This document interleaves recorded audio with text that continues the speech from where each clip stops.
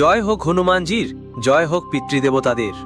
মেষ রাশির সবাইকে স্বাগতম আপনাদের ভাগ্যচক্র ইউটিউব চ্যানেলে।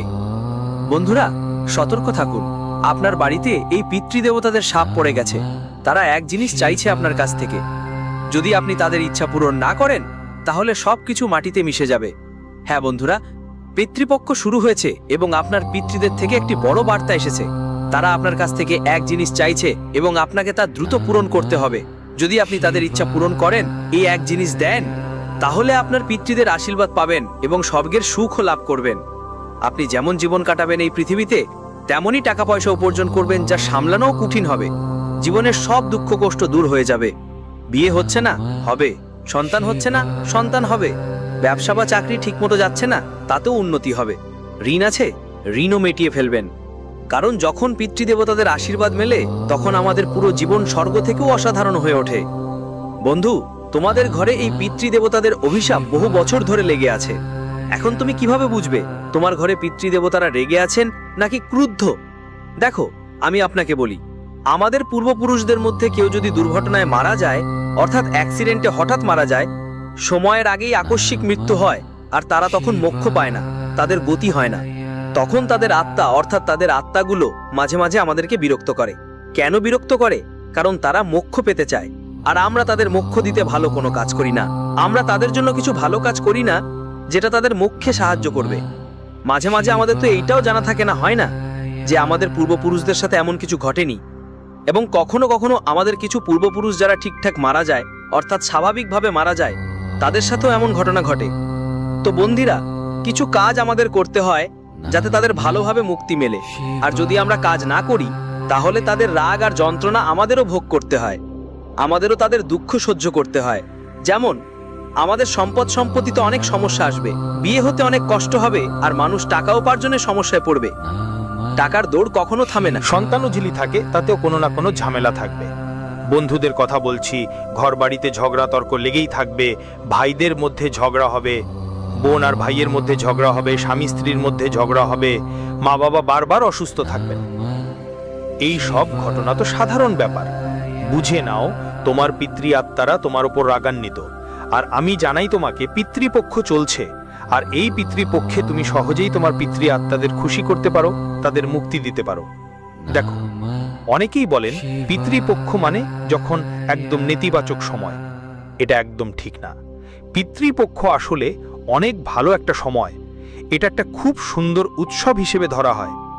আমাদের পূর্বপুরুষরা যারা আছেন, তারা তাদের 13তম স্থান থেকে, যেখানে তারা থাকেন, সেখান থেকে পৃথিবীতে এসে আমাদের বাড়িতে দোয়া দিতে আসেন, আমাদের বাড়িতে আনন্দ ছড়িয়ে দিতে, সুখ বন্টন করতে আসেন, আমাদের আশীর্বাদ দিতে আসেন।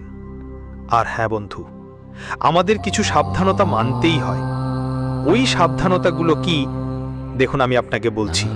পিতৃপক্ষের সময় যখন আপনার পিতামহরা আপনার বাড়িতে আসছেন, তোমার সঙ্গে দেখা করতে আসছে, তোমার খোঁজ খবর নিতে আসছে, তোমাকে আশীর্বাদ দিতে আসছে, তারা যে কোনো রূপে আসতে পারে। কোনো প্রাণীর রূপেও আসতে পারে, কোনো পোকামাকড়ের রূপেও আসতে পারে, যে কোনো রূপে আসতে পারে, কোনো সাপের রূপেও আসতে পারে। তো তোমার কি করতে হবে?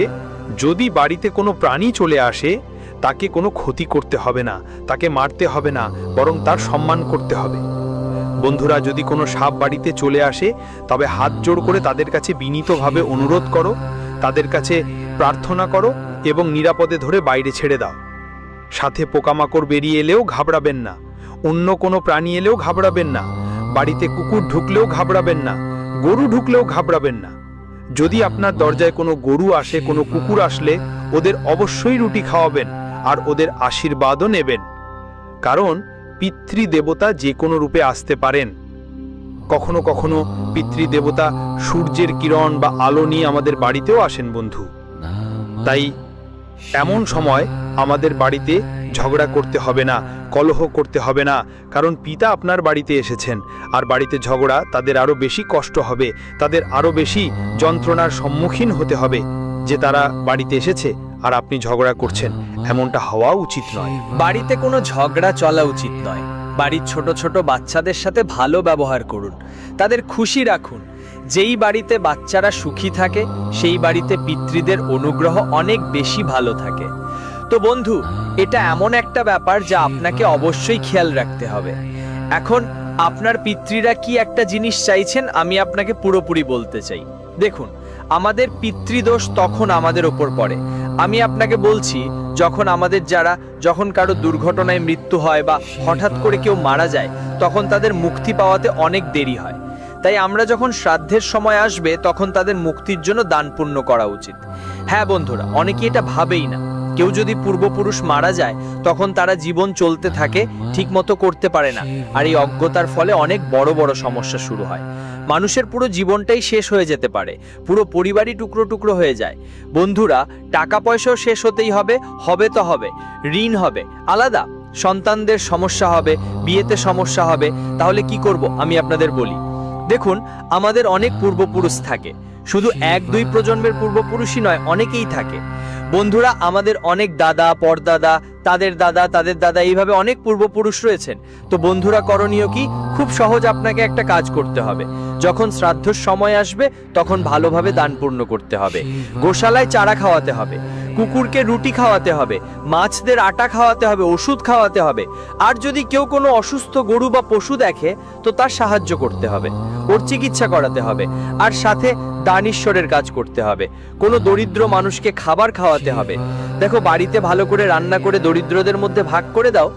এত তো করতেই পারোই। যখন তুমি এমন করবা তখন তোমার পিতৃপুরুষের আত্মাকে শান্তি ও পুণ্য লাভ হবে। তুমি যখন তোমার পিতার নাম নিয়ে সব করবা তখন ওরা অনেক পুণ্য পাবে। তুমি বন্ধু ব্রাহ্মণদেরও ভোজন করিয়ে দাও, তোমার বোন বাচ্চাদেরও। হ্যাঁ, ঠিকই শুনেছো, তোমার যেসব বোন আর মেয়েরা আছে, যারা বাড়ির বেটি আছে, ওদের ডাকাও, ওদের বাড়িতে ডেকো আর ওদের খাওয়াও। এভাবে করলে তোমার পিতৃপুরুষদের বোঝা কমে যাবে আর ওরা ঈশ্বরের আশীর্বাদ পাবে, আর ওদের কর্ম ভালো হবে যাতে ওরা মুক্তি পায়। ওরা মুক্তি পেলে ওরা পুণ্য পাবেন, তখন তোমার উপর পিতৃপুরুষদের রাগ দূর হবে আর দয়া থাকবে। তাই এই কাজ তোমাকে অবশ্যই করতে হবে। তোমার পিতৃপুরুষরা শুধু তোমার কাছে এটাই চাইছে যে শ্রাদ্ধের দিনে ভালো দান পুণ্য করো, তর্পণ করো, কুকুরটাকেও খাবার খাওয়ান, গরুকে খাবার দিন, গরিবদের খাবার খাওয়ান। এটা তোমাকে অবশ্যই করতে হবে। বন্ধুদের, ধরা যাক তোমার দাদু এখন তোমার সঙ্গে নেই, বুঝেছো? ধরা যাক তোমার দাদু এখন তোমার সঙ্গে নেই। যেদিন তিনি স্বর্গবাসী হয়েছিলেন সেই দিন বা সেই সময়, শ্রাদ্ধের সময়, হ্যাঁ শ্রাদ্ধের দিনগুলোতে, সেদিন তার তর্পণ করো, ভালো করে ধূপধান্য জ্বালাও, যেটা তিনি খুব পছন্দ করতেন সেই খাবার বানাও এবং সেই খাবার দিয়ে তর্পণ করো। তর্পণের পর যে খাবার রয়ে যাবে সেই খাবার প্রসাদী হিসেবে কুকুরকে খাওয়াও, গরুকে খাওয়াও, কাউকে খাওয়াও, চিলদের খাওয়াও, নিজের বাড়ির ছাদে পাখিদের খাওয়াও। সাথে সাথে গরিবদের মধ্যেও খাবার বিতরণ করতে হবে। এগুলো করলে তোমার বন্ধুদের, পূর্বপুরুষদের অনেক পুণ্য হবে। তাই এই কাজগুলো অবশ্যই করো। এখন আমি যা বলবো তা খুব ভালো করে শুনবে, কারণ এই পিতৃপক্ষা তোমার জীবনে এক বড় পরিবর্তন নিয়ে আসবে। আমার প্রতিটি কথা মনোযোগ দিয়ে শোনো। বন্ধুদের জানিয়ে দিই, আসন্ন এই 4 দিনের সময় তোমাদের জীবনে উঠানামা নিয়ে আসবে। হ্যাঁ, এই 4 দানের মধ্যে বন্ধুদের সাথে এমন এমন ঘটনা ঘটতে যাচ্ছে যা আপনি কখনো স্বপ্নেও ভাবেননি। অনেক পরিবর্তন আসবে, অনেক কিছু বদলাবে। কারণ বন্ধু, এখন আপনার ব্যবসা, আপনার কাজকর্মে উন্নতি হবে, আপনার ব্যবসা এগিয়ে যাবে, নতুন নতুন উচ্চতা ছুবে। আপনাকে শুধু একটা কথা মাথায় রাখতে হবে, সেটা হলো বিনিয়োগ বুঝে শুনে করতে হবে, বিনিয়োগ বুদ্ধিমত্তার সঙ্গে করতে হবে। অযথা কোথাও টাকা ঝাঁপিয়ে দেবেন না, চিন্তা না করে কোথাও বিনিয়োগ করবেন না। অনেকেই এমন মানুষ পাবেন যারা আপনার মনোযোগ হারানোর চেষ্টা করবে, অনেকেই এমন করবে। বন্ধুরা, এই দিনগুলোতে তোমাদের এমন লোকজন দেখাবে যারা বলবে এটা করো এখান থেকে অনেক লাভ হবে, এটা করো এখান থেকে শুধু লাভই লাভ। কিন্তু তোমাদের কারো কথা এমনভাবে আটকে পড়তে হবে না। দেখো, মানুষের কাজই মনোযোগ বিভ্রাট করা। তারা তোমাকে উস্কাবে, যেই কোনো হদয় পর্যন্ত যেতে পারে তাদের জন্য। কিন্তু তোমাদের মধ্যে বুদ্ধিমত্তা থাকা দরকার, বুঝদার হও। কারো কথায় এটা সহজে বিশ্বাস করো না, কারো কথায় সহজে আটকে পড়ো না। তোমাকে নিজেরই সিদ্ধান্ত নিতে হবে। তোমার নিজেরই সিদ্ধান্ত নিতে হবে, ফয়সলার নিজে থেকেই নিতে হবে। যদি তুমি নিজেই সিদ্ধান্ত নিতে শুরু করো তাহলে বুঝতে পারবে জীবন কতটা সহজ। আর যখন তুমি সিদ্ধান্ত নেবে সফলতাও অবশ্যই পাবে। চাকরি পেশাজীবীদের জন্য বলছি, অফিসে তোমার কাজের অনেক প্রশংসা হবে। অফিসে যারা তোমার সঙ্গী, সহকর্মী, তাদের সাহায্যে তোমার কিছু খুবই গুরুত্বপূর্ণ কাজ সম্পন্ন হবে, যার ফলে অনেক কিছুই বদলে যাবে। এখন তোমার বস তোমার পরিশ্রম দেখে খুব খুশি হবেন, খুব সন্তুষ্ট দেখাবেন, আর তোমার উন্নতির কথাও ভাবতে পারেন। তাই বন্ধুদের বলছি, অফিসে তোমার পথটা বজায় রাখতে হবে, নিজের ইমেজ খারাপ হতে দিও না। তুমি যে কাজ করছো সেটা পুরো মনোযোগ আর পরিশ্রম দিয়ে করো। তোমার কাজগুলো বন্ধুরা অসম্পূর্ণ রাখো না, কারণ কাজ যদি অসম্পূর্ণ থাকে সব কিছুই নষ্ট হয়ে যায়। তাই সময় মতো তোমার কাজগুলো শেষ করো। আর বন্ধুদের, যেই দায়িত্ব তোমাকে দেওয়া হয়েছে, যেই কাজ তোমার উপর ছেড়ে দেওয়া হয়েছে, সেগুলো সময় মতো শেষ করতে হবে। কাজ সময় মতো শেষ করলেই তোমার উন্নতি হবে। পারিবারিক জীবন খুব সুখে কাটবে।